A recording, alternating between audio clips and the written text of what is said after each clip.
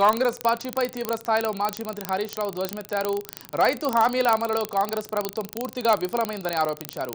రైతులకు ఇచ్చిన 6 హామీల్లో కాంగ్రెస్ పార్టీ 4 నెలలైనా ఏ ఒక్కటి అమలు చేయలేదని ఆరోపణలు గుప్పించారు. పార్లమెంట్ ఎన్నికల్లోపు రేవంత్ సర్కార్ వడ్లు మక్కులను 500 బోనస్ చెల్లించాకే ఓట్లు అడగాలని సవాల్ విసిరారు. 100 రోజుల్లో హామీలు అమలు చేస్తామన్న కాంగ్రెస్ ప్రభుత్వం 4 నెలలైనా ఎలాంటి స్పందన లేదని ఎద్దేవా చేశారు. జహీరాబాద్ పార్లమెంట్ బీఆర్ఎస్ అభ్యర్థి గాలి అనిల్ కుమార్ విజయం ఖాయమని హరీష్ రావు ధీమా వ్యక్తం చేశారు.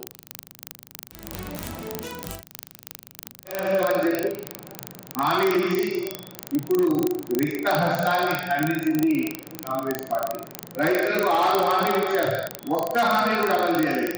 ఏ ఒక్కటి అమలు చేయకుండా రేపు పార్లమెంట్ ఎన్నికల్లో కాంగ్రెస్ పార్టీ ఏ ముఖం పెట్టుకొని రైతుల దగ్గరకు వస్తారు అని చెప్పి ప్రశ్నిస్తాం.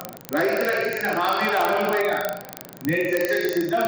మరి కాంగ్రెస్ పార్టీ నుంచి ముఖ్యమంత్రి గారు కూడా ఏ మంత్రులతో ఈ రైతులకు ఇచ్చిన హామీల మీద చర్చకు రావాలని చెప్పి నేను డిమాండ్ చేస్తాను. అందుకే ఈరోజు ఒక పోస్ట్ కార్డు ఉద్యమం చేయాలని చెప్పి బీఆర్ఎస్ పార్టీ నిర్ణయం తీసుకున్నాం.